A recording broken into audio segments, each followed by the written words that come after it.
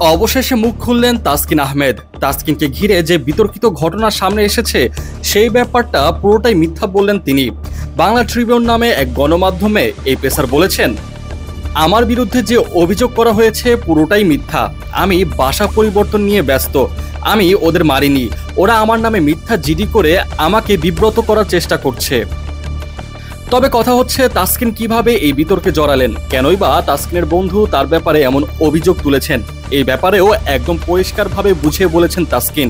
বলেছেন, আমার বন্ধু রশি নামে একজন আছেন, ওরা আমার এই বন্ধুকে মেরেছে। তাই আমি মোহাম্মদপুর থানার ওসি সাহেবকে ফোন করেছিলাম। পুলিশ গিয়ে ওদেরকে মোহাম্মদপুরে খুঁজছে। এজন্যই এরা উল্টো আমার নামে জিডি করেছে। তবে সব বিতর্ক ছাপিয়ে ভক্তরা আশাহত হয়েছিল তাসকিনের বাবার কণ্ঠে হতাশার সুর শুনে। কেনই বা বাবা আফসোস করেছিলেন এই ব্যাপারে যখন তাসকিনের কাছে জানতে চাওয়া হয়, তখন তিনি বলেছেন, ওর খালা আমার বাবাকে ফোন দিয়ে বিচার দিয়েছিল। আমার বাবা আবার ওই ঘটনার কিছুই জানতো না। আমার বাবা এভাবেই বলেছে, ছোটবেলার বন্ধু একসাথে মিলেমিশে থাকবে। আসলে গত কয়েক মাস ধরে ওদের সাথে এখন আর মিশি না, তাই এখন ওর মাথা খারাপ হয়ে গেছে।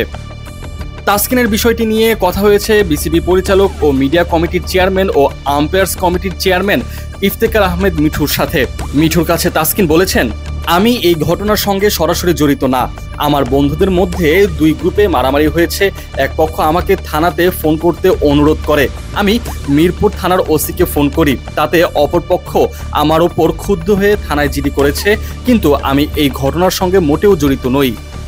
ইফতেখার রহমান মিঠু অবশ্য তার আগে গণমাধ্যমকে বলেছিলেন, মিডিয়াতে নিউজটা সকালে দেখলাম, আমাদের আমিনুল ইসলাম বুলবুল এবং ফাহিম ভাইও দেখেছে।